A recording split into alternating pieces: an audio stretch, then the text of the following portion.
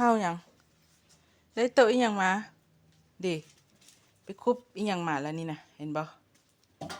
ไปคุบโตอีหยังมาฮะโตหยังโอ้ยไปคุบเครียดเออเพิ่นไปคุบเครียดมานี่เห็นบ่นี่อุ้ยอุ้ยเห็นบ่เก่งแท้ๆโอ้ยอย่าเฮ็ดมันอย่าเฮ็ดมันเห็นบ่นี่ป้าเก่งแท้ไปคุบตัวเครียดนี่ได้เครียดนะนี่โอ้มันตายแล้วติบ่นี่เออมื้อเช้านี้ก็คุบหนู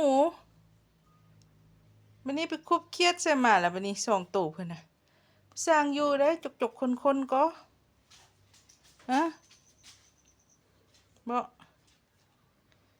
ไปเอาใส่มาฮะบ่ไปเอาเครียดใส่มาไปเอาเครียดใส่มาอันนี้เครียดนะนั่นอืมจกๆคนๆมื้อเช้านี้ก็ไปเอาหนูใส่มาบุโตหนึง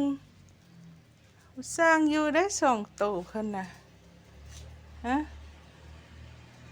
นี่มันตายแล้วเด้นี่เครียดน่ะเด้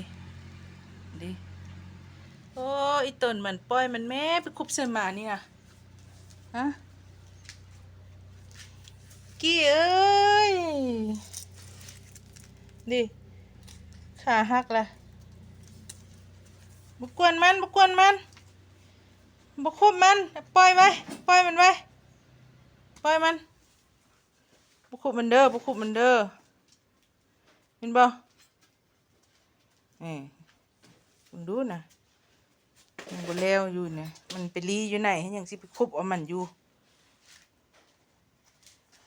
อืมมันเข้าไปไหนแล้วย่ามันอย่าสิไปกัดมันสิตายนั่นคุณดูนะยังเอาตีนเขี่ยอยู่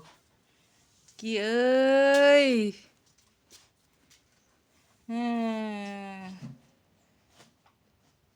ช่องโตมันเก่งแท้ๆได้มื้อนึงละคาบนึงมามื้อนึงคาบนึงมาก็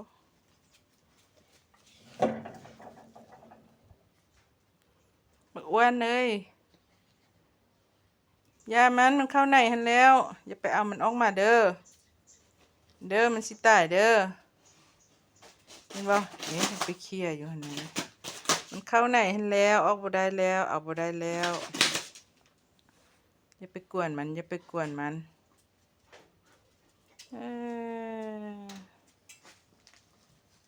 แต่ละมือละเว้นเนาะพวกเจ้าสร้างอยู่เนาะเนี่ยมันออกไปพุ่นแล้วมันเต้นเข้าป่าพุ่นแล้วไปแล้วอย่าไปค้นมันหนีแล้วนะ